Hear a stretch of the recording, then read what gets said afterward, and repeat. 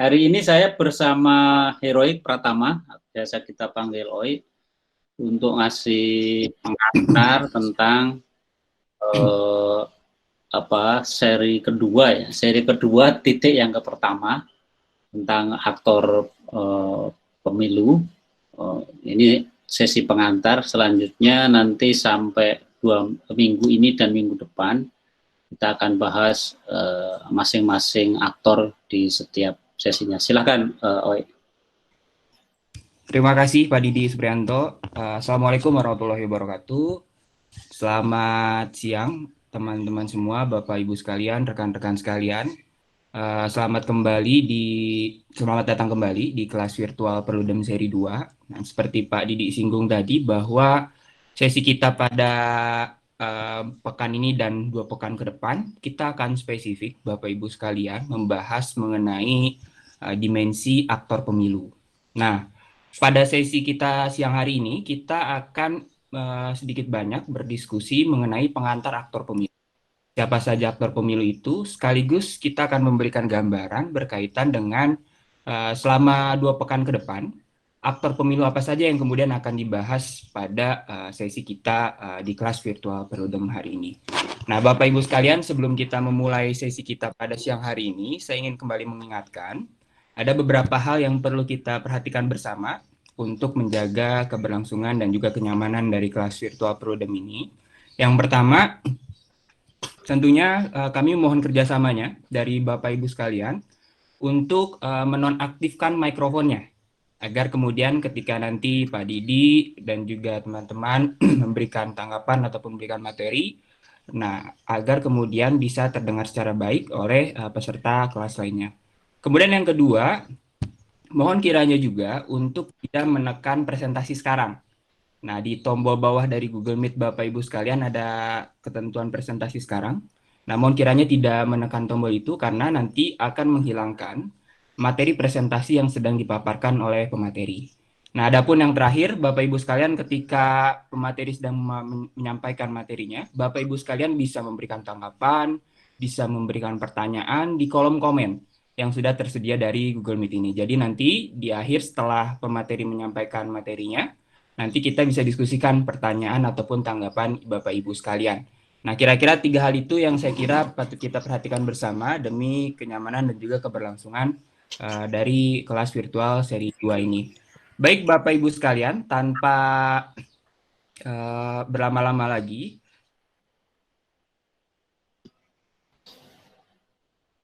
sih aktor pemilu itu, bagaimana cara kita mengidentifikasi aktor pemilu itu. Nah, nanti kita akan bahas secara spesifik dengan Pak Didi.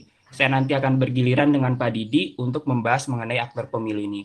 Nah, untuk awal, untuk bagaimana kita cara memetakan identifikasi dari aktor pemilu, termasuk juga bagaimana desain penyelenggara pemilu kita, yang nanti kemudian akan dielaborasi secara lebih spesifik di sesi-sesi berikutnya. Saya minta Pak Didi untuk memaparkan sesi pengantar awal untuk mengidentifikasi aktor pemilu dan juga menjelaskan desain penyelenggara pemilu di Indonesia. Silakan Pak Didi, saya akan tampilkan presentasinya. Oke, terima kasih Oi. Bapak Ibu sudah muncul, Pak? yang saya hormati, saya banggakan. Kalau kita baca Undang-Undang Dasar 1945, khususnya yang mengatur pemilu atau yang terkait dengan pemilu, itu paling enggak ada 9 pasal, ya, 9 ketentuan. Nah, dari pasal-pasal inilah kita coba mengidentifikasi seberapa banyak atau ada siapa saja sebetulnya yang bisa kita sebut sebagai aktor pemilu. Nah, aktor pemilu ini bisa kita pisah menjadi 2. Yang pertama adalah aktor utama atau pemeran utama gitu. Yang kedua adalah aktor pendukung atau dalam kayak di festival film itu supporting aktis gitulah gitu atau pendukung. Nah, kenapa disebut aktor utama? Karena tanpa mereka itu pemilu nggak mungkin berjalan. itulah kenapa disebut sebagai aktor utama. Sedang aktor pendukung ya sifatnya mendukung, supporting, tetapi peran aktor pendukung ini tidak bisa kita abaikan begitu saja, karena kalau aktor pendukung ini tidak hadir, tidak ada, maka akan mempengaruhi kelancaran atau kesuksesan penyelenggaraan pemilu. Siapa aktor utama? Coba kita lihat Erik itunya di ini presentasinya dinaikin. Sudah muncul belum Pak? Sudah saya Sudah muncul. Sudah muncul ya. Baik. Slide berikutnya.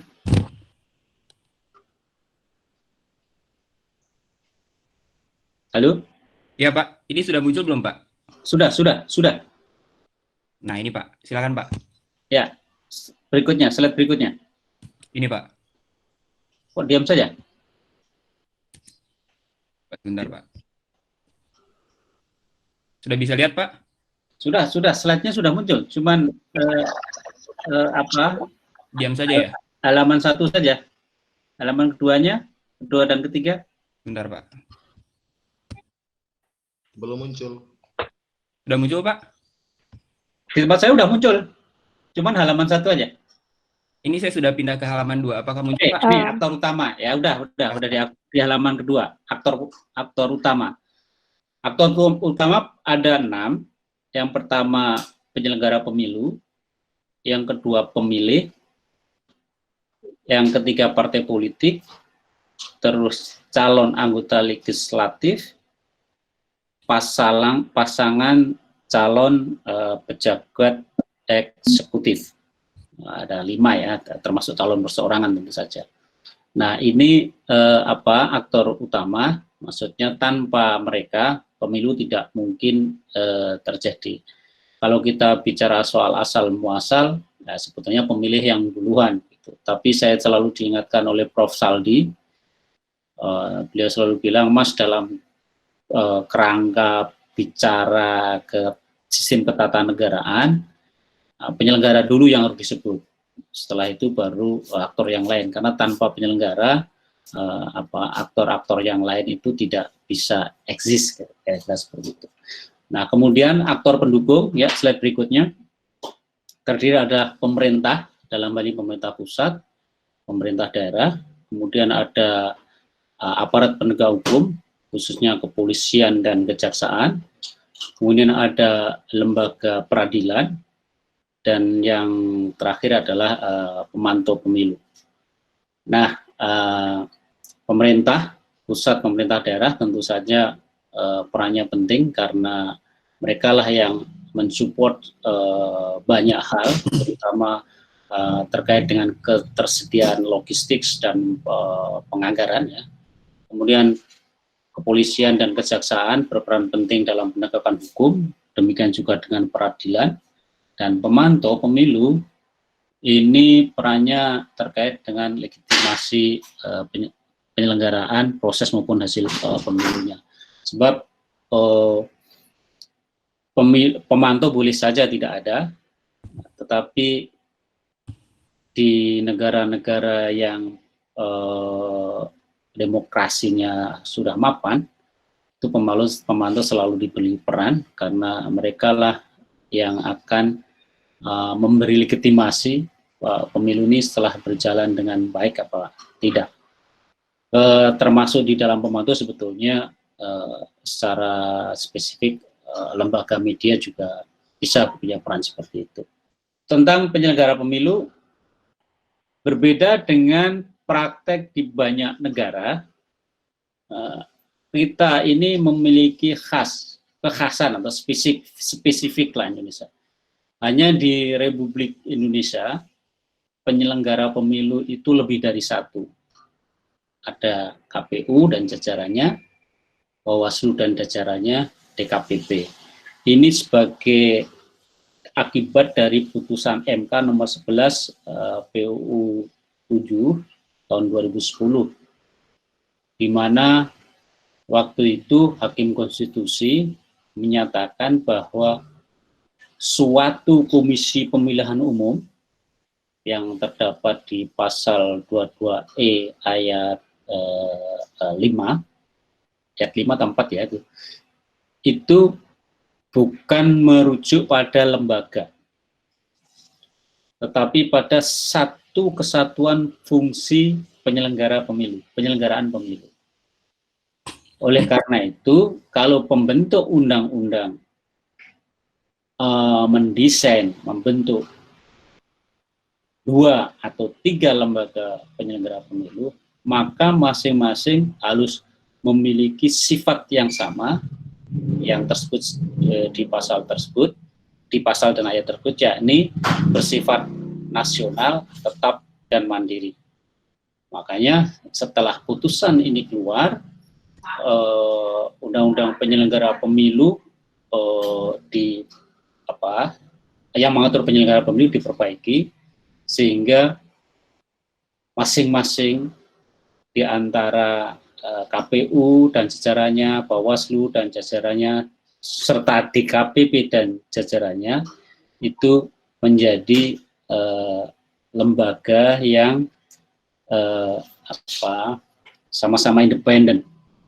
Nah, konsekuensi atau implikasi dari posisi yang setara itu, maka tidak terhindarkan kalau kemudian dalam proses penyelenggaraan pemilu itu terjadi kompetisi di antara penyelenggara pemilu. Karena secara naluri, meskipun fungsinya beda, tapi karena dalam praktek fungsi itu bersentuhan satu dengan yang lain, maka bukan tidak mungkin atau secara alami saja itu bisa memunculkan kompetisi atau saling menjaga eksistensi di antara mereka, sehingga pada titik tertentu, pada kasus tertentu terjadi hal-hal yang tidak sinergis bagaimana yang diharapkan, tapi justru kontraproduktif. Itulah sebabnya di pemilu terakhir misalnya, atau pemilu sebelumnya di 2014, itu banyak keputusan yang menyebabkan terjadinya ketidakpastian hukum, karena apa yang diputuskan KPU dikoreksi oleh Bawaslu dan di tempat yang lain bahkan dikoreksi oleh DKPP. Nah, ini agak merepotkan karena Karena masing-masing punya peran sendiri-sendiri dan pada titik tertentu peran-peran itu atau fungsi-fungsi itu bertumbukan sehingga proses penyelenggaraan pemilu menjadi lama dan ketidakpastian hukum muncul, dan mereka yang merasa diperlakukan tidak adil oleh KPU atau oleh Bawaslu atau oleh DKPP bisa saling memutar. Jadi kalau nggak puas dengan KPU mengadu ke DKPP, ke Bawaslu, kalau tidak puas dengan Bawaslu mengadu ke DKPP. Nah, ini problem serius kita akibat kita memiliki 3 lembaga penyelenggara pemilu yang posisi dan kekuatannya setara sesuai dengan amanat putusan Mahkamah Konstitusi. Saya kira itu, Oi. Selanjutnya kamu ya. Yang berikutnya dari desain penyelenggara pemilu yang tadi disebutkan oleh Pak Didi, nanti di sesi ini juga kita akan membahas kira-kira transformasi kelembagaan penyelenggara pemilu kita, Bapak Ibu sekalian. Dari mulai zamannya Orde Baru, kemudian reformasi yang kita kenal, kemudian di reformasi kita menganut desain penyelenggara pemilu yang mix atau campuran, bagaimana peserta pemilu terlibat di dalamnya, anggota partai politik. Kemudian nanti setelah itu kita akan melihat yang independen. Slide-nya apakah terlihat, Bapak Ibu?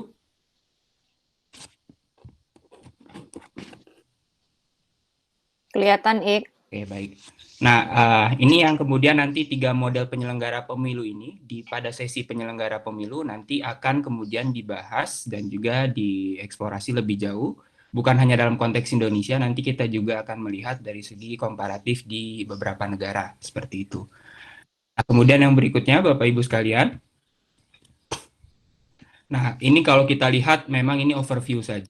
Kalau kita lihat dari sumber data IDEA, sebagian besar penyelenggara pemilu di dunia menggunakan model yang independen. Nah, model yang independen ini kemudian kita bisa lihat ada 63% atau 136 negara itu menggunakan model yang independen.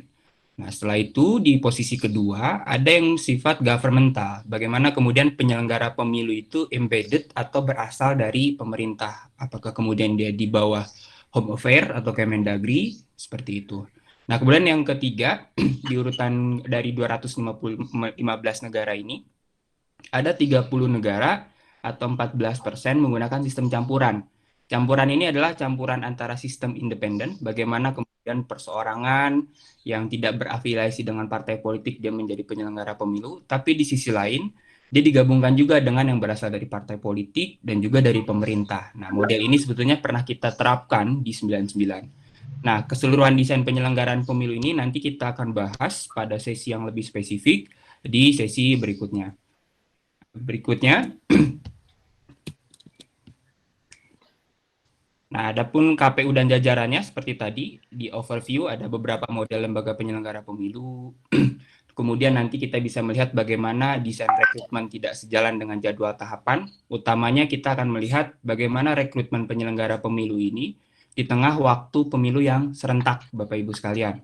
Nah, tentunya kita masih mengingat bahwa di pemilu serentak 2019 lalu, Bapak Ibu sekalian, di tengah tahapan berlangsung, bahkan menjelang beberapa hari menjelang pemungutan suara, ada beberapa anggota KPU yang baru dilantik.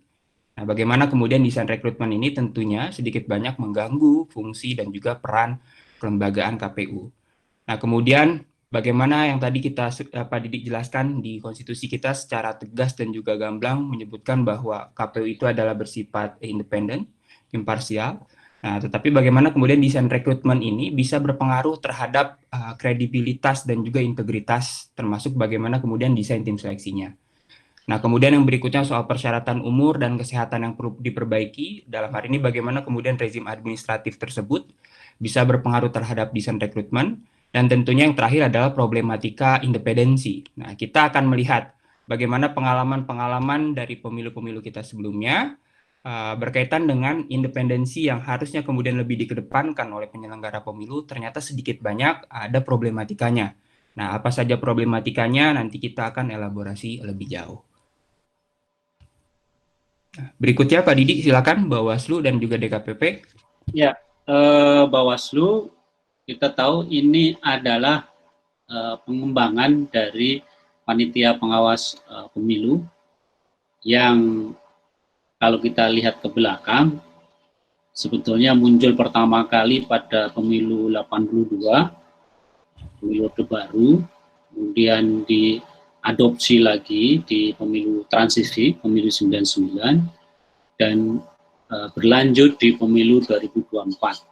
Pada pemilu 2024, itu statusnya masih ad hoc, panitiaan,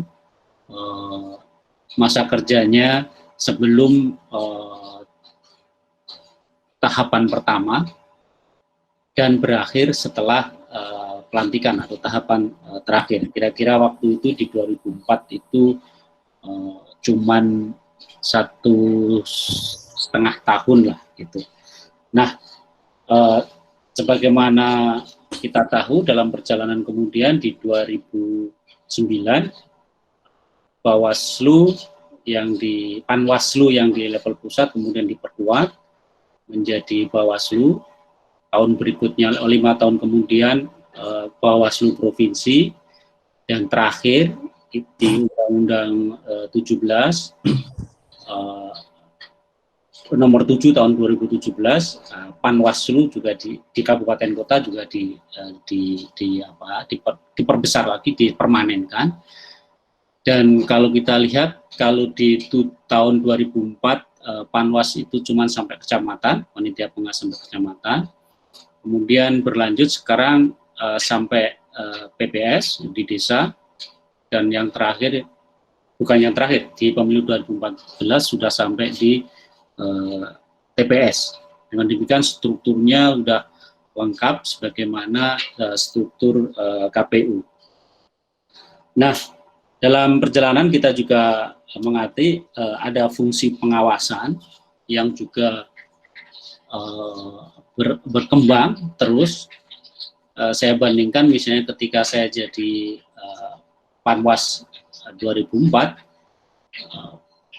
fungsi pengawasan itu diterjemahkan ke dalam memonitor aktivitas pelaksanaan tahapan baik oleh penyelenggara, KPU dan kawan-kawannya maupun oleh peserta, calon, partai politik dan lain-lain. Tetapi setelah peran itu, setelah organisasinya menjadi besar dan lengkap, fungsi pengawasan itu berkembang menjadi pencegahan dan kegiatannya menjadi banyak sekali. Jadi tidak sekedar pelaporan, tidak sekedar pencegahan, tapi juga kita lihat aktivitas Bawaslu meliputi juga penelitian, seminar, merancang berbagai macam hal yang ditafsirkan atau diharapkan bisa mencegah terjadinya pelanggaran. Kemudian kita juga lihat fungsi pengawasan ini secara langsung atau tidak langsung berbenturan dengan fungsi pemutus pelanggaran administrasi. Karena kita tahu di pemilu 2014, Bawaslu sudah punya peran untuk memutuskan kasus-kasus pelanggaran administrasi yang dulunya hanya merekomendasi, kemudian oleh undang-undang tidak rekomendasi lagi, tapi sudah memutus secara final dan mengikat, dan mau tidak mau KPU harus menjalankan. Jadi Bawaslu mempunyai otoritas untuk menilai, mengoreksi putusan-putusan KPU, sehingga pada titik tertentu kita bisa bertanya-tanya, ini sebetulnya antara KPU dan Bawaslu ini hubungannya kayak apa? Kok putusan KPU bisa dikoreksi oleh Bawaslu? Apakah Bawaslu ini lembaga peradilan? Itu yang terkait dengan fungsi pemutus pelanggaran administrasi. Demikian juga dengan fungsi penyelesaian sengketa. Putusan-putusan penyelesaian sengketa yang dikeluarkan oleh Bawaslu dan jajarannya pada titik tertentu atau dalam banyak hal sifatnya mengoreksi putusan KPU, sehingga peran Bawaslu atau fungsi atau bahkan posisi Bawaslu seakan-akan sebagai lembaga peradilan. Padahal pada saat yang sama Bawaslu masih punya fungsi pengawasan, sehingga terjadi konflik of interest ketika menjalankan fungsi pengawasan di satu pihak, di pihak lain juga menjalankan fungsi pemutus pelanggaran administrasi dan fungsi penyelesaian sengketa. Di situ terjadi konflik kepentingan sebetulnya, karena satu lembaga menjalankan fungsi yang sangat berbeda. Nah, inilah yang kemudian menimbulkan pertanyaan, karena Bawaslu ini kan setiap kali pemilu mengalami perubahan, mulai dari perubahan organisasinya makin membesar, kemudian makin memanjang sampai tingkat kabupaten, tingkat desa, TPS, kemudian setelah itu fungsinya mulai berubah. Setelah fungsi mulai berubah, peran-peran mulai bertambah, kemudian muncul gugatan atau pertanyaan, mau ditransformasi ke mana lagi di Bawaslu, karena dari pemilu ke pemilu selalu berubah. Yang berikutnya soal DKPP. DKPP Dewan kehormatan penyelenggara pemilu adalah perkembangan bentuk dari Dewan Kehormatan KPU di pemilu 2004 dan 2009 dan Dewan Kehormatan Bawaslu di 2009, kemudian diintegrasikan menjadi oleh Undang-Undang Nomor 5 tahun 2011 menjadi Dewan Kehormatan Penyelenggara Pemilu. Dan dia juga mengalami perubahan-perubahan organisasi, sekarang menjadi membesar karena DKPP tidak sekedar ada di nasional untuk mengontrol KPU, mengawasi atau memutuskan aduan atas pelanggaran kode etik yang dilakukan oleh KPU dan Bawaslu, tidak hanya di level nasional, tapi juga mereka, lembaga ini juga punya kaki tangan di bawah. Sejak pemilu yang lalu misalnya, lembaga ini punya tim pemeriksa daerah, atau tim TPD ya. Ini adalah kaki tangan KPU, DKPP di provinsi. Kenapa? Karena DKPP tidak hanya mengawasi penyelenggara di level pusat, pemerintah dalam hal ini KPU dan Bawaslu, tapi juga KPU Bawaslu Kabupaten Kota, juga KPU dan Bawaslu provinsi. Nah, munculnya DKPP ini juga dalam berbagai kajian menunjukkan atau memperlihatkan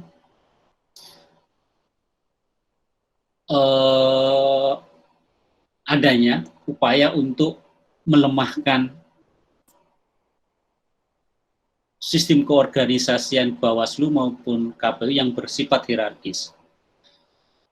Dalam sistem organisasi yang bersifat hierarkis, itu putusan lembaga di level pusat itu selalu berjalan, harus diikuti oleh di organisasi berikutnya. Nah, dengan adanya DKPP ini, sifat hierarki ini tidak berjalan maksimal, karena untuk katakanlah memecat anggota KPU provinsi, kabupaten, kota, KPU harus menunggu dari DKPP. Demikian juga Bawaslu, untuk memecat anggotanya yang diidentifikasi oleh Bawaslu telah melakukan pelanggaran kode etik, dia nggak bisa langsung memecat, tetapi harus menunggu DKPP. Jadi birokrasi penanganan kasus-kasus pelanggaran kode etik menjadi lebih panjang karena adanya DKPP. Nah, pertanyaan kemudian, apakah model seperti ini akan dipertahankan terus? Mengingat DKPP juga mengalami perubahan-perubahan atau pertumbuhan-pertumbuhan baik di level organisasi maupun fungsi-fungsinya. Nah, itu yang bisa saya sampaikan di tahap awal ini soal Bawaslu dan DKPP. Nah, yang berikutnya soal pemilih. Apakah slide-nya bisa dimunculkan oleh soal pemilih? Coba slide-nya dimunculkan. Karena pemilih ini memiliki sejarah atau perkembangan yang menarik juga.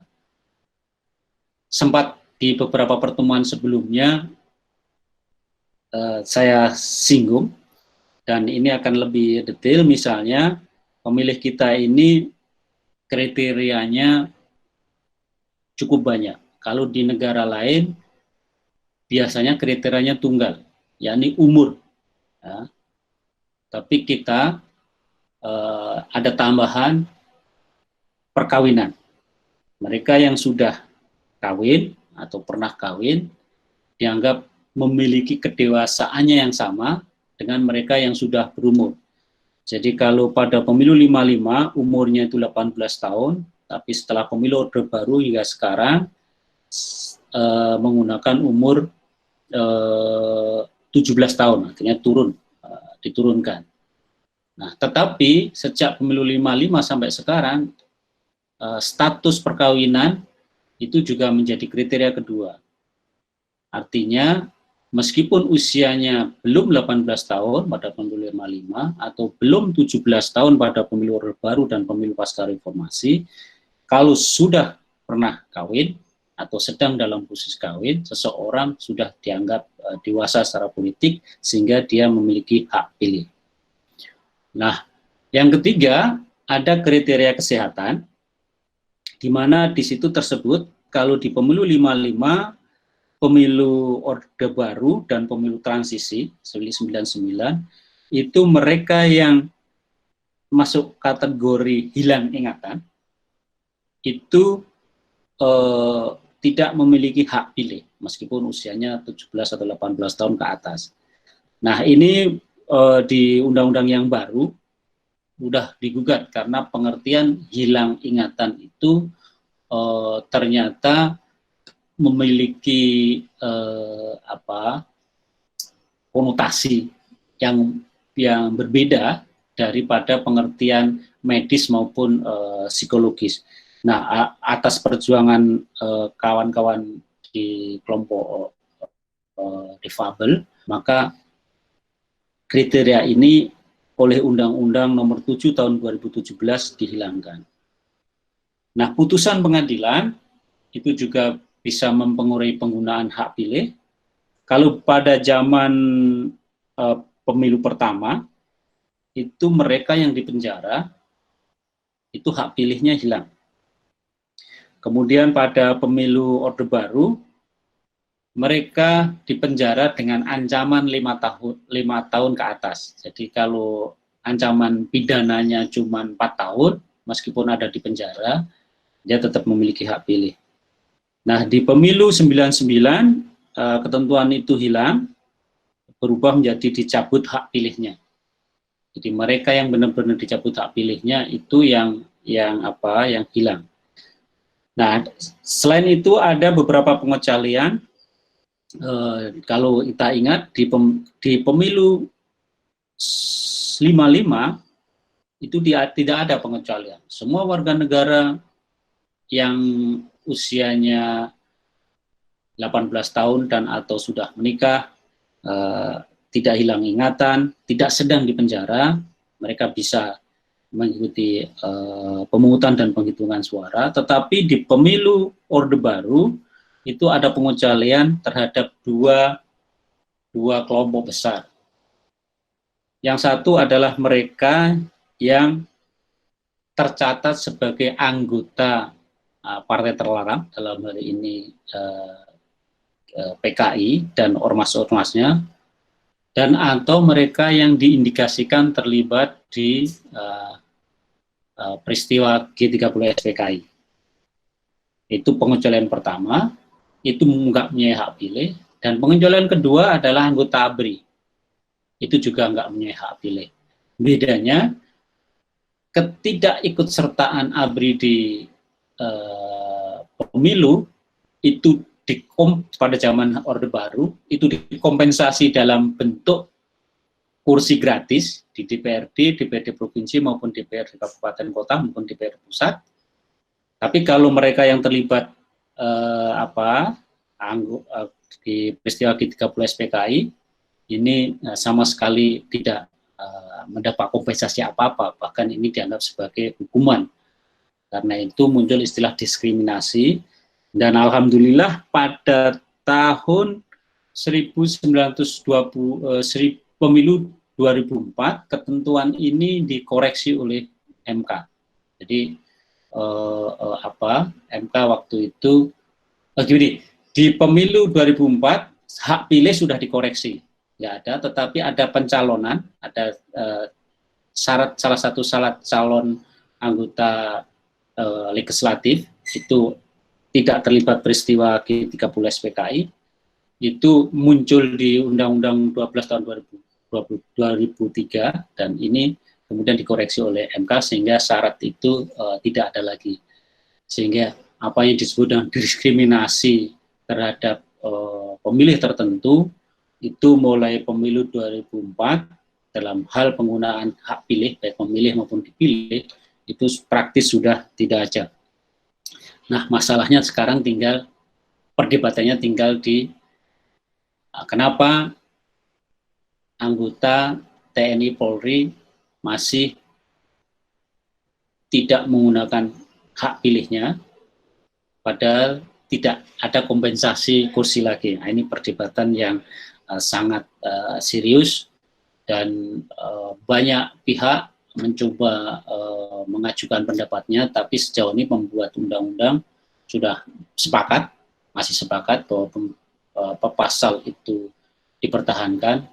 Cuman belum ada satu lembaga pun yang mencoba mempersoalkan ini di Mahkamah Konstitusi. Begitu soal pemilih. Selanjutnya soal partai politik, saya persilakan.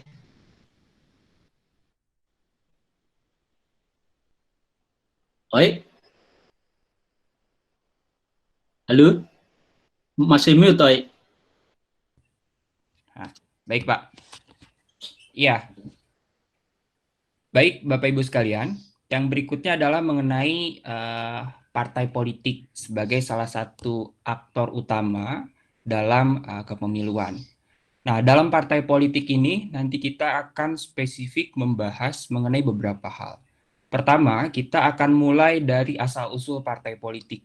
Dalam hal ini kalau teori kepartaian, kita sebutnya sebagai tipologi partai politik. Tentunya Bapak Ibu mungkin sudah mengetahui juga bagaimana kemudian sejarah berdirinya partai politik.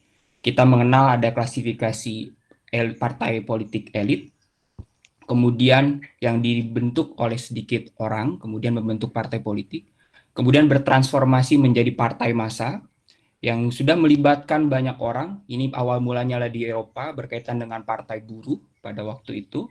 Nah, setelah partai massa, kemudian kita mengenal ada yang disebut dengan partai catch all. Nah, dia lebih berorientasi kepada pemenangan pemilu. Nah, bagaimana kemudian orientasinya adalah elektorat, mendapatkan suara terbanyak, dan kemudian nanti tipologi yang berikutnya kita akan membahas mengenai partai kartel.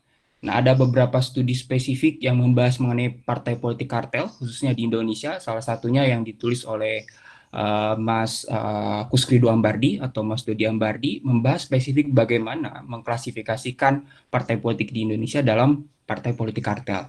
Dan yang terakhir kita mengenal tipologi partai itu adalah salah satunya business firm. Bagaimana kemudian partai politik dibentuk oleh kalangan bisnis dengan kepentingan ekonomi. Nah, nanti kita akan membahas secara spesifik asal-usul partai politik tersebut dalam kerangka tipologi partai politik.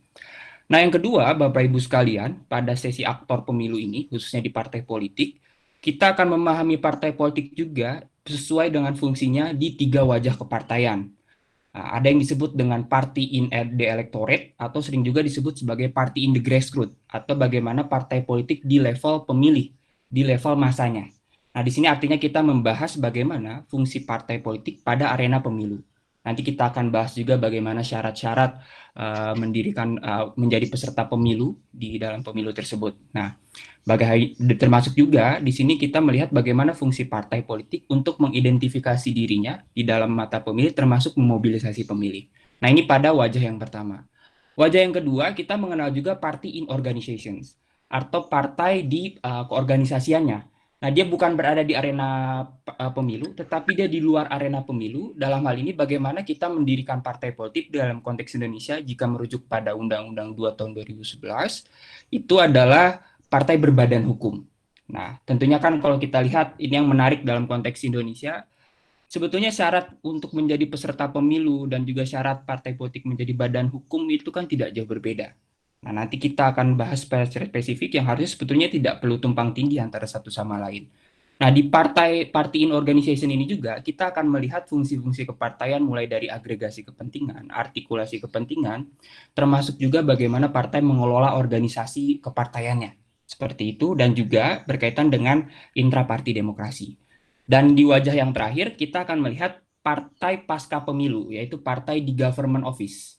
Nah, bagaimana kemudian mekanisme pencalonannya, fungsi partai di government office itu sebagai berorientasi untuk menghasilkan kebijakan publik, dan juga kita akan melihat apakah sebetulnya fungsi kepartaian di wajah di government office ini sudah sesuai ekspektasi kita sebagai intermediary agent yang menghubungkan antara masyarakat dan negara melalui simpul yang disebut dengan kebijakan publik. Apakah linkage politik ini terjadi antara pemerintah, dalam hal ini isinya partai politik, yang kemudian diiriskan dengan pemilih ketika di pemilu tersebut. Nah, ini yang kedua.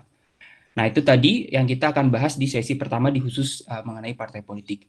Nah, Bapak Ibu sekalian, yang berikutnya, nah ini yang kita akan bahas secara spesifik mengenai dimensi kepemiluannya. Bagaimana kemudian persyaratan mendirikan partai politik berbadan hukum dengan juga persyaratan untuk menjadi peserta pemilu. Selama ini kan tidak ada, kalau kita lihat di Undang-Undang 2 2011 ataupun di Undang-Undang 7 2017, sebetulnya kan syaratnya tidak jauh berbeda, yaitu mempunyai kantor di level pusat, level provinsi, kabupaten kota, kepengurusan di 100 provinsi, 75% kabupaten kota, sampai dengan membuktikan 1/1000 anggotanya di level kabupaten kota. Pertanyaannya, apakah kemudian syarat ini masih relevan diterapkan bagi mereka partai politik yang sudah memiliki kursi di legislatif? Karena sebelumnya dia sudah melalui mekanisme verifikasi persyaratan tersebut.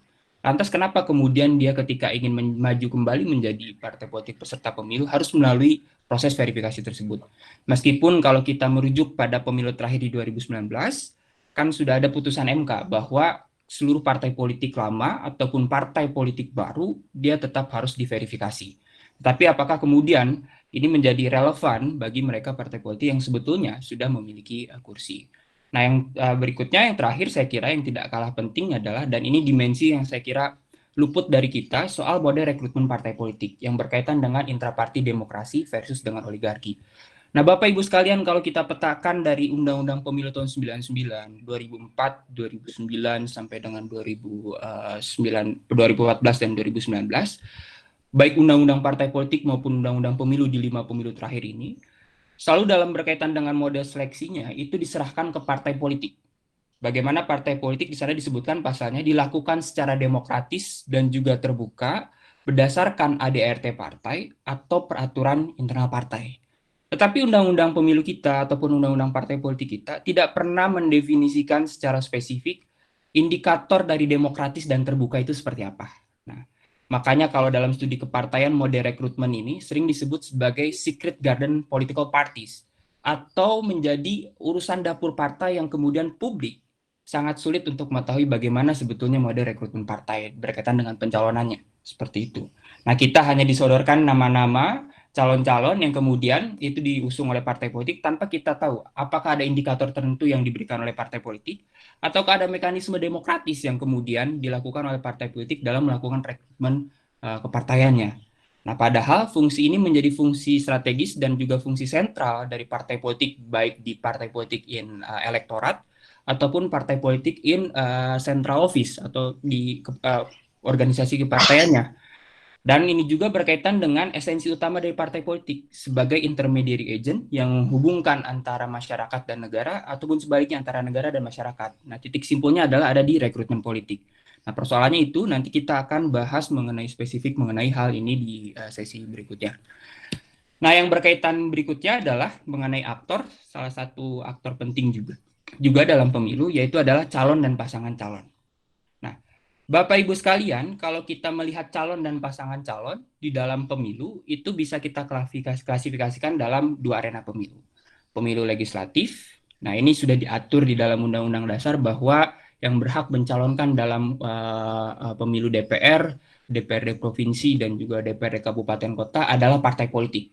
Tidak diperkenankan calon dari perseorangan untuk menjadi calon perseorangan di DPR, DPRD Provinsi, ataupun DPRD Kabupaten Kota. Nah, tetapi di legislatif juga, pasca amandemen Undang-Undang Dasar kita di pemilu 2004, kita masuk ke dalam semi bikameral dengan ada dua kamar, salah satu kamarnya tersebut adalah DPD, ya, atau disebut juga sebagai senator. Nah, senator ini dari kaitan dengan prasyarat pencalonannya, dia adalah independen, perseorangan, dan tidak berafiliasi dengan partai politik, seperti itu. Tapi kalau kita rujuk pada problematika di pemilu terakhir, tentunya ada beberapa yang kemudian memiliki irisan dengan partai politik. Nah, nanti ini kita akan bahas problematikanya. Nah, calon yang kedua adalah di pemilu eksekutif. Nah, pemilu eksekutif ini adalah pemilu kepala daerah, bupati, gubernur, wali kota, dan juga presiden. Nah, kalau presiden, Undang-Undang Dasar kita juga sudah secara tegas dan spesifik menyebutkan bahwa yang berhak dicalonkan menjadi presiden adalah pasangan calon yang diusung oleh partai politik atau gabungan partai politik. Nah, yang menarik Bapak Ibu sekalian, Undang-Undang Dasar kita kan hanya menyebutkan saja sebetulnya yang berhak mencalonkan itu adalah partai politik dan gabungan partai politik atau koalisi partai politik. Dan sebetulnya dia tidak menyebutkan ada syarat minimal 20% mencalonkan presiden itu harus memiliki kursi 20% di DPR. Nah, hal ini kan menjadi debatable ketika pemilu serentak lalu, apakah kemudian 20% itu sebetulnya perlu diatur atau tidak? Padahal dalam pemilu serentak kan apalagi kalau kita lihat 20% itu kan merujuk pada pemilu sebelumnya, di mana jumlah pemilihnya berbeda, jumlah partai politik peserta pemilunya berbeda, maka apakah menjadi relevan syarat 20% kursi DPR ini masih diterapkan? Kira-kira seperti itu. Nah, meskipun kemarin kalau kita lihat dari hasil judicial review yang dilakukan teman-teman masyarakat sipil, salah satunya Perudem, MK mengembalikan ini menjadi open legal policy dan disebutkan di sana salah satunya adalah salah satu cara untuk mempertegas sistem presidensial. Namun apakah kemudian syarat 20% ini dapat kita maknai dapat mempertegas efektivitas dan juga sistem presidensial kita? Nah, itu berkaitan dengan calon presiden. Yang berikut yang masih di pemilu eksekutif, calon berikutnya adalah calon gubernur, bupati, dan juga wali kota. Nah, kalau di Undang-Undang Dasar itu tidak diatur secara spesifik apakah dia berasalkan dari partai politik atau kemudian dari perseorangan. Lantas kemudian muncul putusan Mahkamah Konstitusi di tahun 2005 bahwa calon perseorangan pun berhak kemudian untuk ikut serta menjadi pasangan calon di pemilihan umum kepala daerah. Nah, lagi-lagi kalau kita lihat flashback dalam Undang-Undang Pemilu di 2004 dan juga Undang-Undang Pilkada pada waktu itu kan masih digabungkan dengan Undang-Undang Pemerintah Daerah di Undang-Undang 32 kalau saya tidak salah tahun 2003. Nah, itu disebutkan juga bahwa di sana sebetulnya sudah dimasukkan juga tuh syarat minimal pencalonan dari partai politik pada waktu itu 15% kursi DPRD provinsi dan juga kursi DPRD kabupaten kota untuk menjadi calon kepala daerah. Nah, kemudian ditingkatkan setelah kemudian di-split, dipisah menjadi undang-undang Pemda tersebut, ada undang-undang desa, ada undang-undang pemerintahan daerah, dan satu khusus mengatur tentang undang-undang pilkada. Nah, syaratnya ditaikkan menjadi 20% pencalonannya. Nah, apakah kemudian syarat ini juga relevan? Nanti kita akan bahas juga mengenai hal ini. Termasuk juga kemunculan fenomena calon tunggal. Nah, apakah jangan-jangan sebetulnya karena ada syarat 20% ini, fenomena calon tunggal itu muncul? Seperti itu.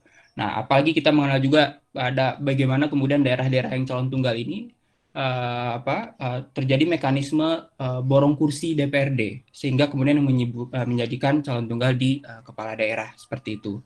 Nah, maka dari itu ketika kita membahas mengenai persyaratan pencalonan di kepala daerah ini, yang relevan itu sebetulnya apakah 20% itu dihilangkan atau sebetulnya yang perlu diatur itu adalah syarat maksimal kursi untuk partai politik untuk mencalonkan kepala daerah tersebut, yang nanti kita kemudian akan dibahas. Dan terakhir adalah kita akan bahas mengenai problematika pencalonan di pemilu. Nah, dalam hal ini bagaimana kemudian rezim administrasi ternyata menimbulkan beberapa problematika.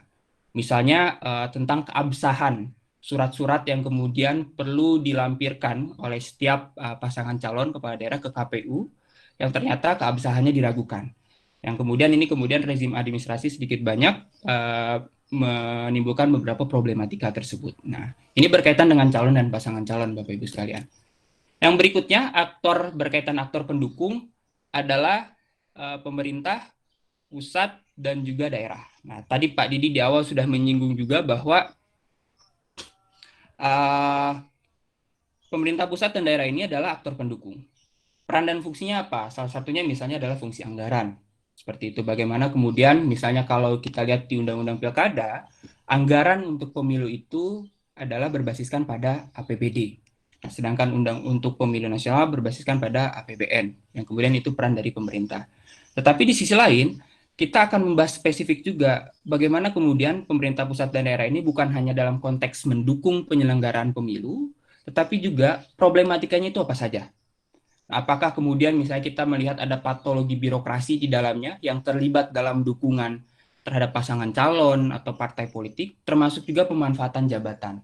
Nah, bagaimana kemudian relasinya dengan calon incumbent dan juga antara pemerintah setempat dengan calon incumbent tersebut yang kemudian akan spesifik kita bahas dalam konteks aktor pemerintah pusat dan daerah.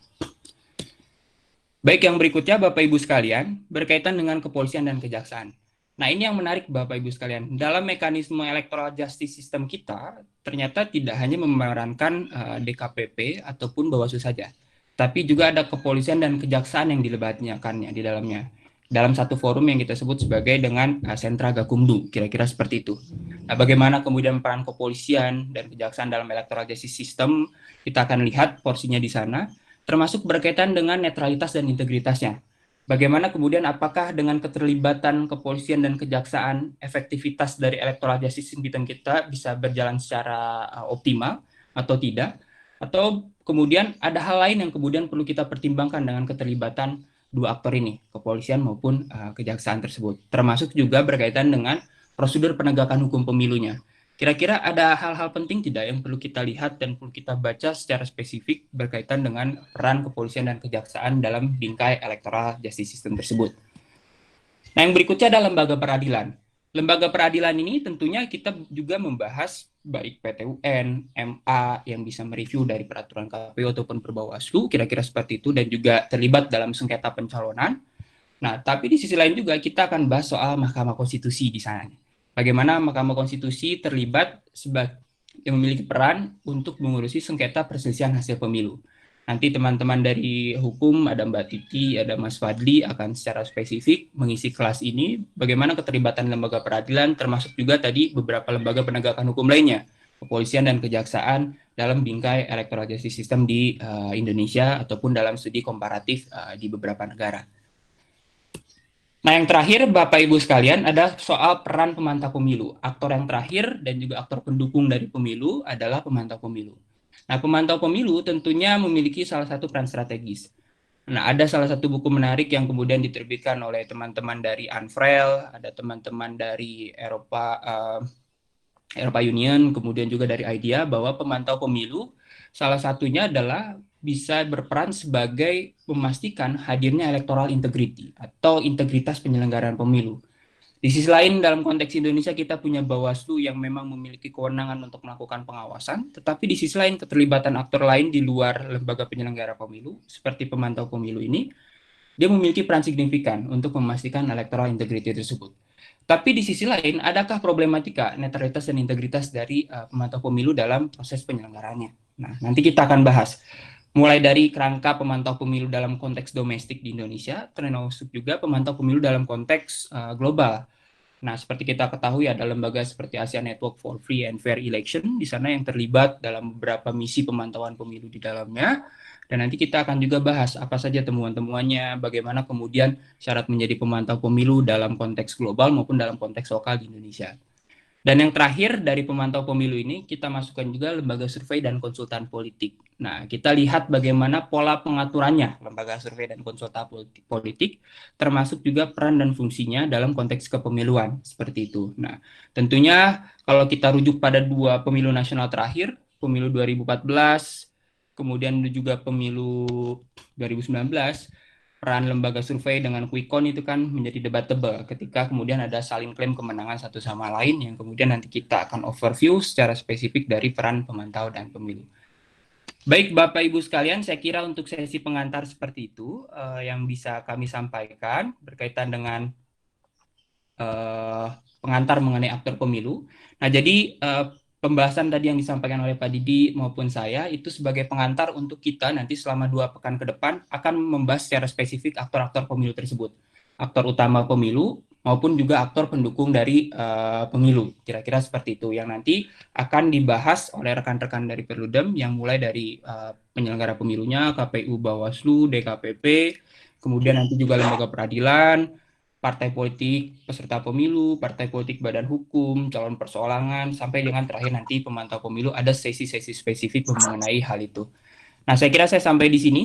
Silakan Bapak Ibu sekalian jika ada pertanyaan ataupun tanggapan berkaitan dengan materi pengantar aktor pemilu ini. Silakan Bapak Ibu atau Pak Didi ada yang mau ditambahkan terlebih dahulu, Pak Didi? Sambil menunggu Bapak Ibu atau kawan-kawan untuk mempersiapkan responnya, ada beberapa hal yang ingin saya pertegas lagi. Yang pertama soal apa yang saya sebut sebagai rezim administrasi pemilu. Inilah aktivitas administrasi yang sangat memberatkan, bahkan membelit calon anggota legislatif, pasangan calon pejabat eksekutif. Kenapa saya sebut dengan istilah rezim administrasi? Karena banyak hal persyaratan-persyaratan itu ditentukan oleh kelengkapan administrasi, dan kelengkapan administrasi itu nyaris menyita habis tenaga dan dana dari para calon. Di pekan yang lalu sempat saya sebut, untuk pemenuhan persyaratan kesehatan misalnya, menurut saya sudah sangat-sangat berlebihan ketika peraturan KPU yang diturunkan dari undang-undang itu meminta calon anggota legislatif maupun calon pejabat eksekutif untuk memenuhi persyaratan kesehatan secara lengkap, sehingga di mana-mana para caleg ini harus mengikuti berbagai macam tes kelengkapan pemenuhan persyaratan kesehatan, yang mana menurut saya hal itu sangat berlebihan.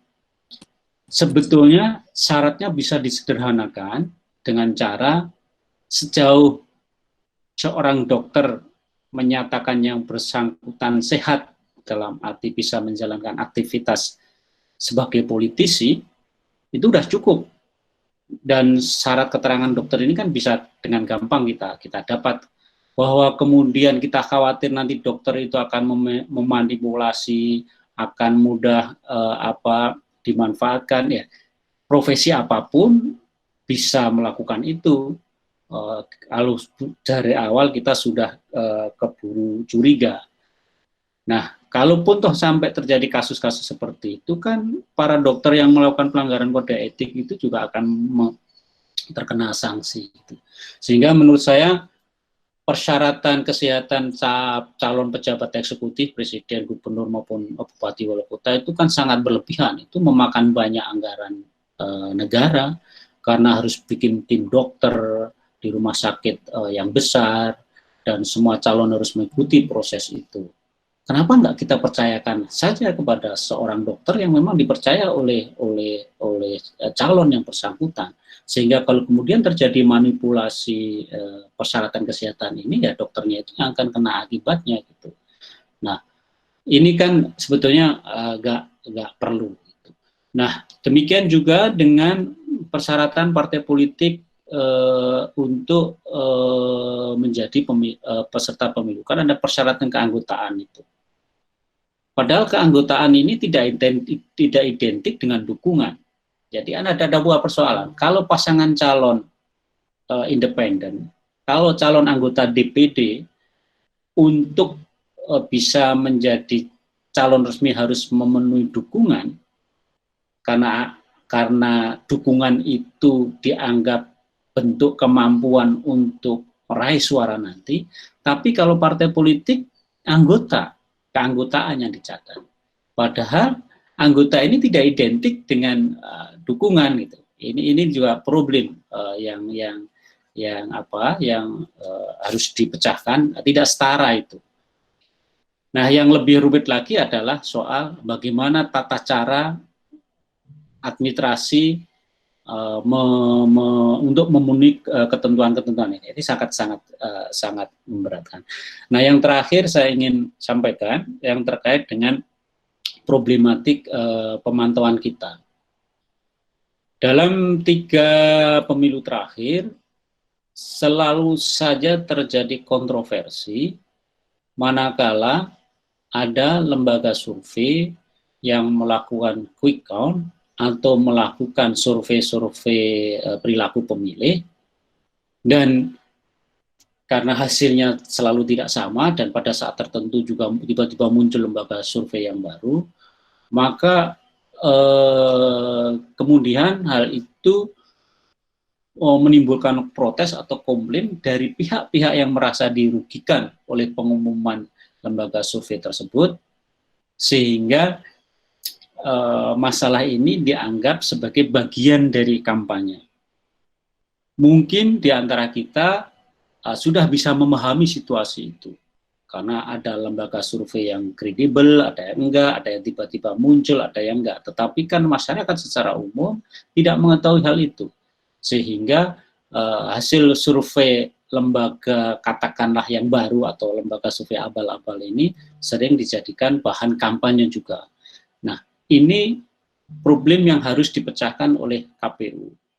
Bagaimana, bahkan mungkin levelnya tidak di KPU, levelnya di undang-undang, bagaimana lembaga survei ini bisa diidentifikasi sebagai lembaga yang independen, yang benar-benar independen, sehingga apapun hasilnya, apapun hasil survei yang disampaikan itu tidak menimbulkan kecurigaan banyak. Nah, kecurigaan ini juga muncul sebagai akibat dari banyaknya lembaga survei yang melakukan peran ganda sebagai konsultan politik. Kita semua nggak perlu menyebut nama, tapi kita semua tahu lembaga-lembaga survei tertentu itu juga pada saat yang sama melakukan fungsi-fungsi konsultasi politik. Nah, fungsi-fungsi konsultasi politik ini kan sudah tidak netral lagi, sudah berpihak. Makanya KPU mestinya bersikap tegas. Kalau dia mengetahui ada lembaga survei yang mempunyai fungsi konsultasi, menjalankan fungsi-fungsi konsultasi, ya nggak usah dikasih izin, nggak usah dikasih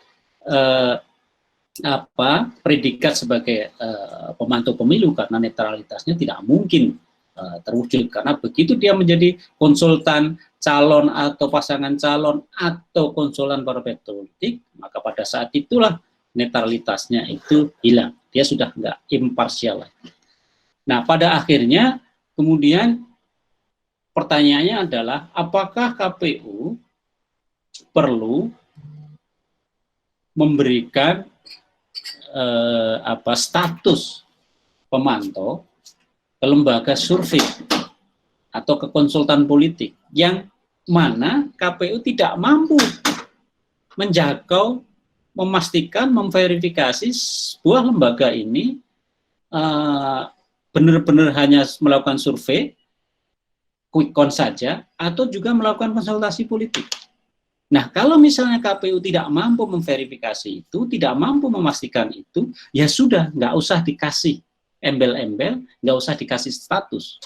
Biarkan saja nanti publik yang menilai, sebab kalau sampai KPU memberi status, memberi embel-embel, maka status atau embel-embel itu bisa disalahgunakan oleh lembaga-lembaga yang sebetulnya melakukan konsultasi politik. Dan juga tidak gampang juga, kita sudah tahulah watak kita ini, mungkin lembaga tertentu melakukan survei, menyatakan independen. Tetapi pada saat yang sama dia bikin anak perusahaan, bikin anak lembaga yang melakukan tugas-tugas konsultasi politik. Padahal sebetulnya orangnya sama, institusinya sama, hanya untuk menyiasati peraturan saja.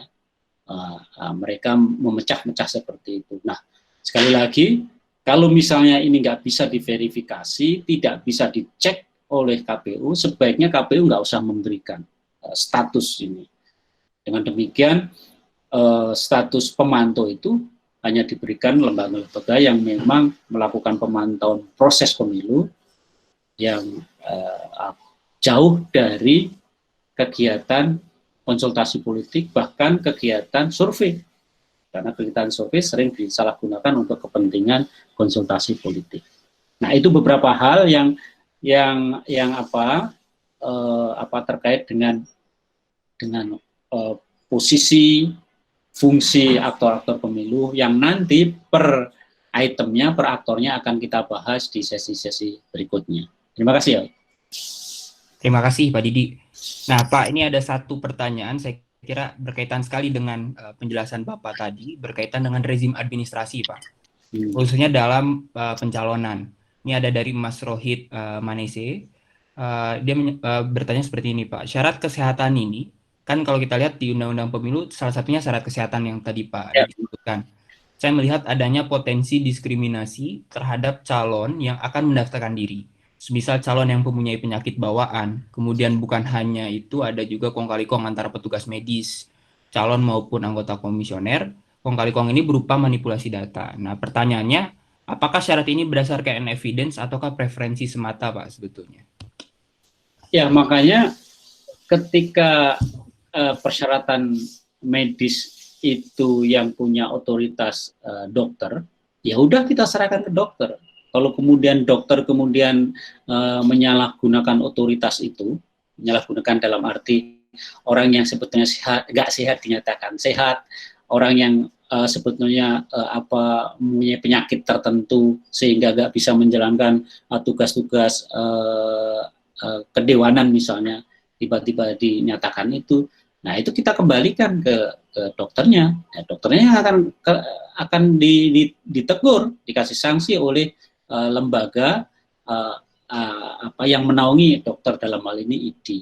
Kalau kita nggak percaya pada mereka, profesi-profesi itu, ya akhirnya kita bikin aturan tambahan yang justru tidak menyelesaikan masalah, tapi menambah potensi-potensi untuk disalahgunakan. Karena kan makin banyak aturan, makin banyak kesempatan untuk menyiasati.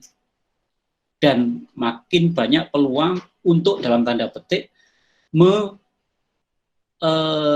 menghargai, dalam arti nilai uang, ketentuan-ketentuan tersebut. Jadi ini samalah dengan prinsip transparansi.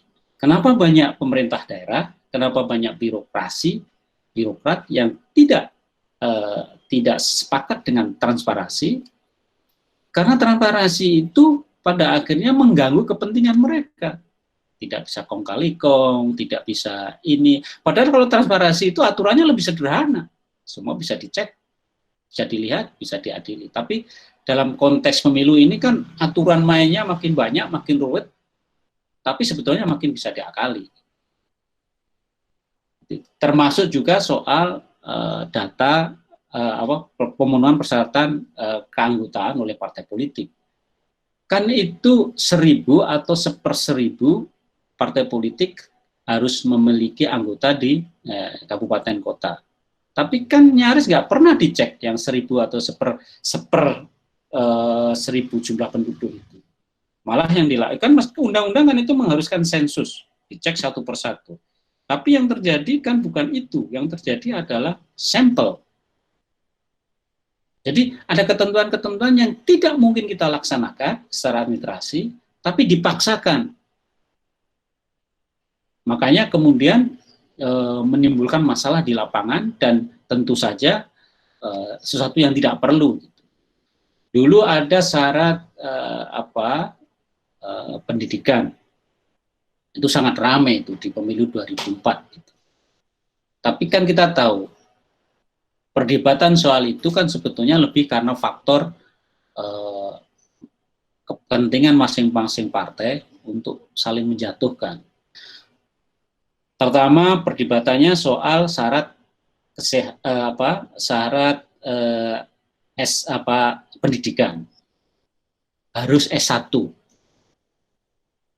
Karena waktu itu banyak partai yang ingin, katakanlah, menghadang Megawati yang nggak pernah jadi sarjana, nggak lulus S1.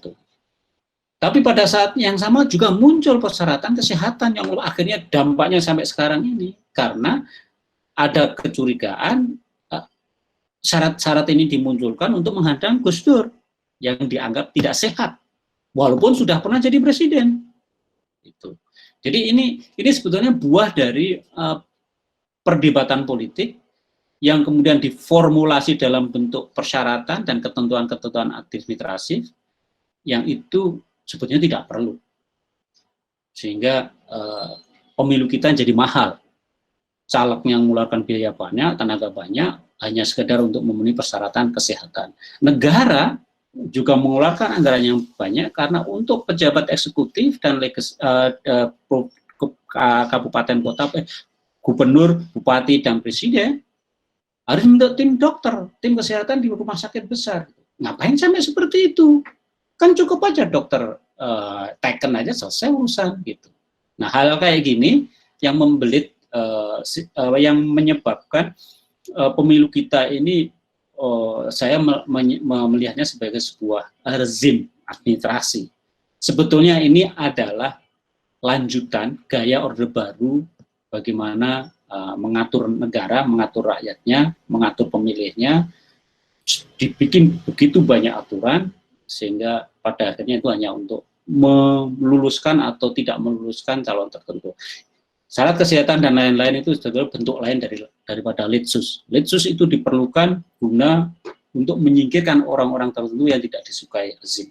Dengan dalih Anda tidak bersih lingkungan, keluarga Anda terlibat G30 SPKI, maka calon-calon yang punya kompetensi baik, calon-calon yang kredibel, calon-calon yang disukai rakyat pada zaman Orde Baru itu tersingkir karena di litsus tadi. Nah, bentuk litsusnya ini kemudian di pasca Orde Baru ya di kesehatan, di pendidikan, dan lain-lain.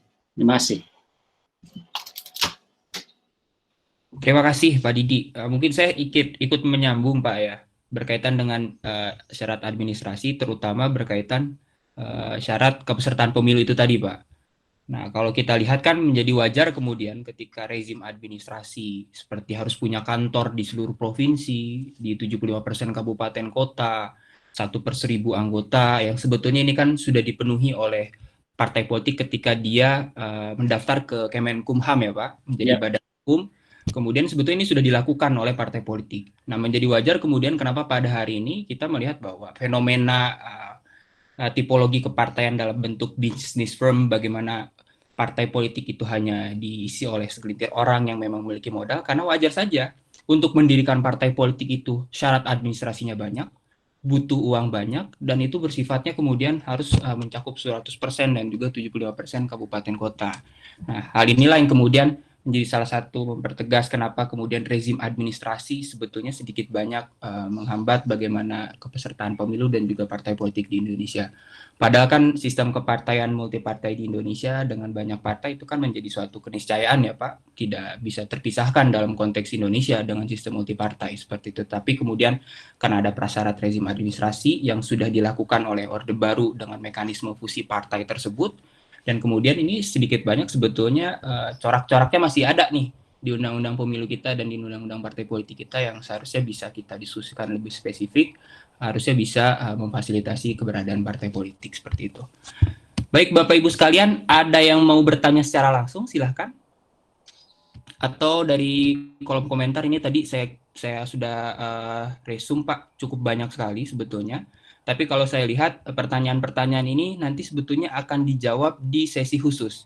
Di Bawaslu, di sesi Bawaslu, sesi KPU, dan juga sesi DKPP. Nah, seperti itu berkaitan dengan tugas dan fungsi Bawaslu, DKPP, dan juga problematika di dalamnya seperti itu. Nah, ini juga ada pertanyaan dari yang pertama ini, pertanyaannya muncul dari Mas Purnomo. Bagaimana misalnya soal desain penyelenggara pemilu di Amerika, negara federal itu kan diserahkan ke masing-masing negara bagian, tapi di sini sudah dibantu dijawab oleh Mbak Titi dan juga Mas Yos Kenawas yang orang Amerika langsung nih, yang sekolah di Amerika langsung. Bagaimana kemudian mekanisme penyelenggara pemilu di Amerika. Terima kasih Mas Yos. Nah, Bapak Ibu silakan kalau ada yang ingin bertanya langsung atau berinteraksi langsung. Saya buka, mungkin kita buka sesi pertama 3 penanya dulu ya Pak. Siap. Silakan Bapak Ibu ada yang mau bertanya langsung.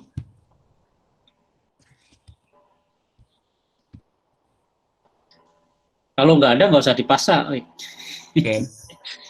Kalau nggak ada, tidak usah dipaksa siapa. Ya, karena sebetulnya waktunya kan tinggal 10 menit. Kita jadi setengah jam. Iya.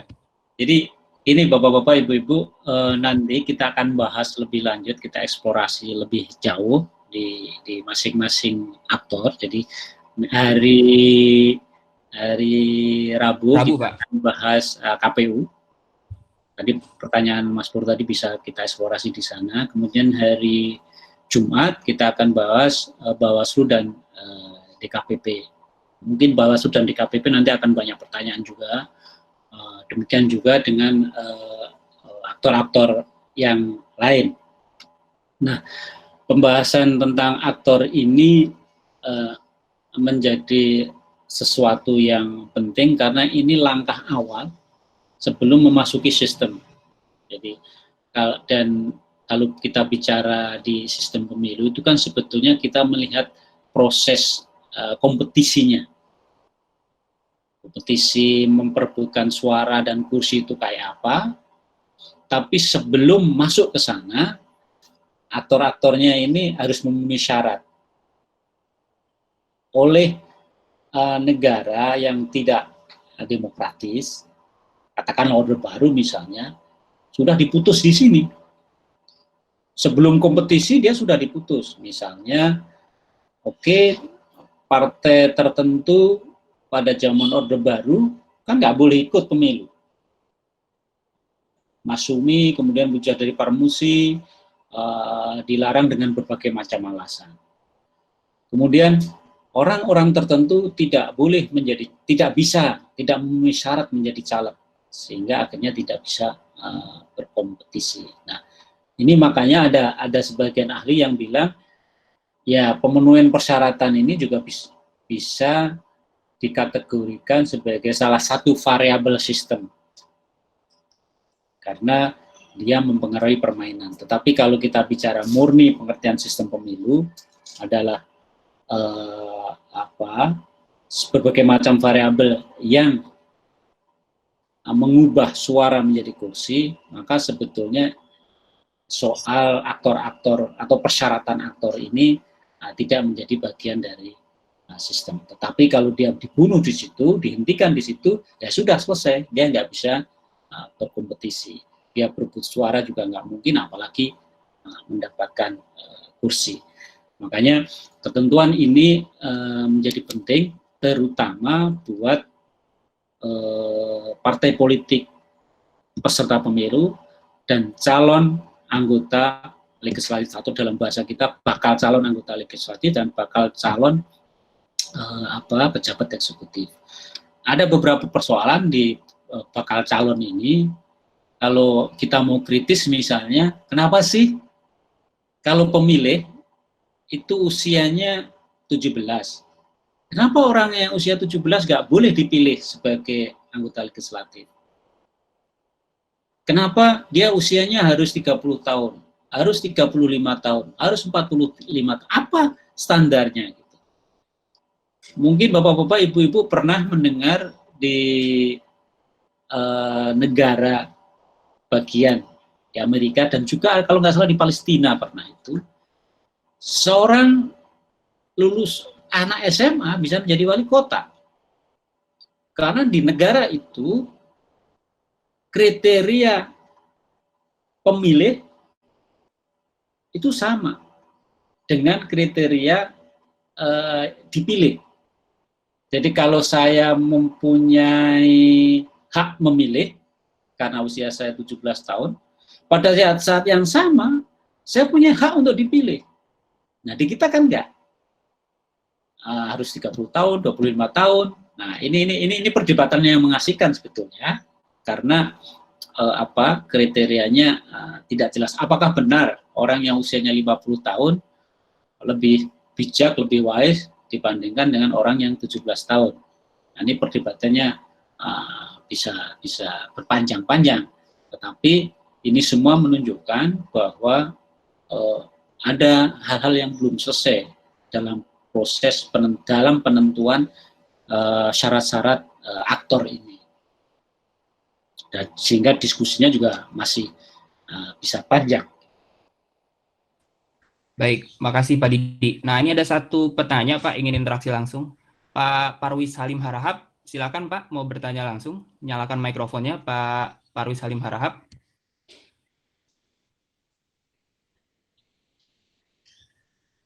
Halo Pak Parwis Halim Harahap, jadikah bertanya langsung secara live?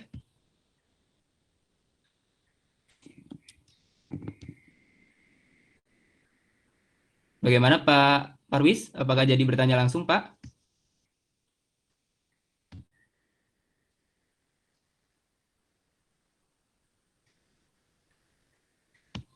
Mikrofonnya dinyalakan dulu mungkin, Pak, kalau mau bertanya, silakan.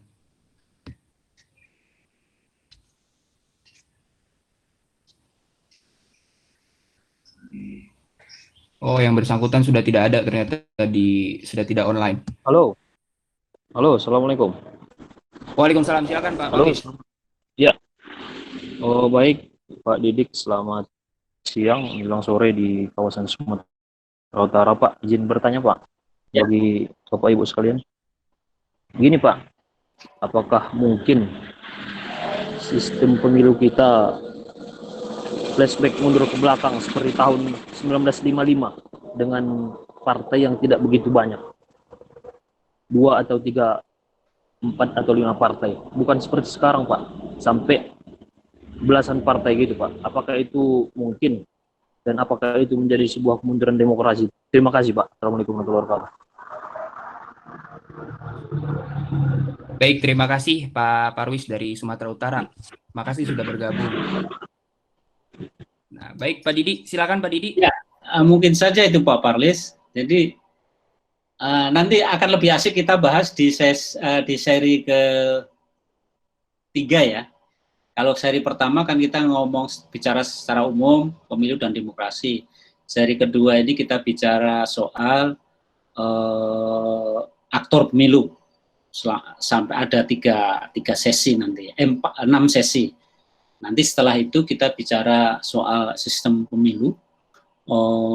Itu juga 6 sesi juga. Nah, di sana Pak, nanti kita akan menarik berdebat. Kenapa sih kita memilih proporsional, sistem pemilu proporsional sehingga pesertanya jadi banyak? Kenapa kita tidak memilih sistem mayoritarian atau distrik sehingga partainya itu secara otomatis bisa makin mengecil, bahkan mungkin cuman bisa hanya 2-3 partai. Nah, itu perdebatannya memang panjang, tapi bukan hal yang tidak mungkin itu, Pak. Yang jelas dari sisi sistem, ruang itu sangat terbuka, tetapi kalau kita bicara soal persyaratan administrasi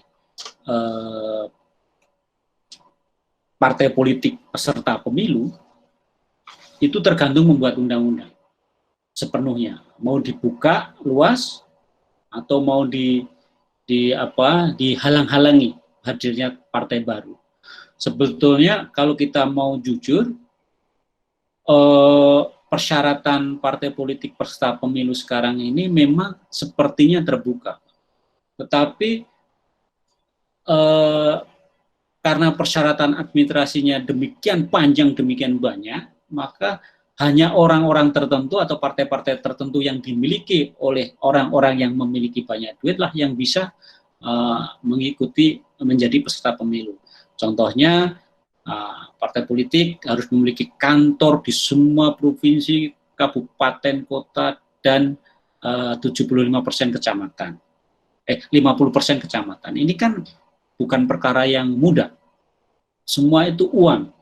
Nah, tapi pada saat yang sama ternyata juga ada orang-orang yang mampu karena duitnya banyak memenuhi ketentuan tersebut sehingga jumlah peserta pemilihan juga banyak.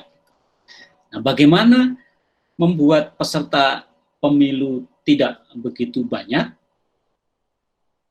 tapi tetap memberi ruang untuk organisasi atau kelompok-kelompok masyarakat berpartisipasi atau ingin menjadi peserta pemilu, itu memang bisa didesain. Dan sekarang ini banyak hal yang memang kalau dalam bahasa saya ya rezim administrasinya itu yang sangat ketat, bikin urusan pemilu jadi rumit sehingga kita butuh tahap waktu pelaksanaan pemilu yang panjang.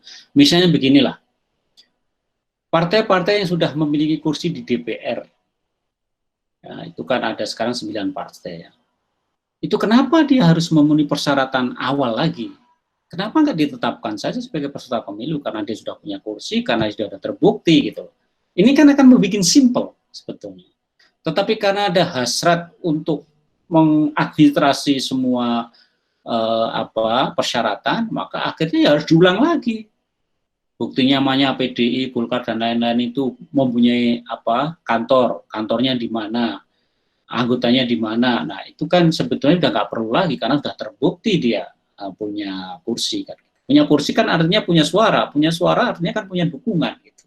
Nah, hal-hal kayak gini masih membelit kita sehingga efeknya adalah administrasi pemilu ini jadi panjang, jadi banyak, sehingga tahapan pemilu itu menjadi panjang, butuh tenaga yang banyak.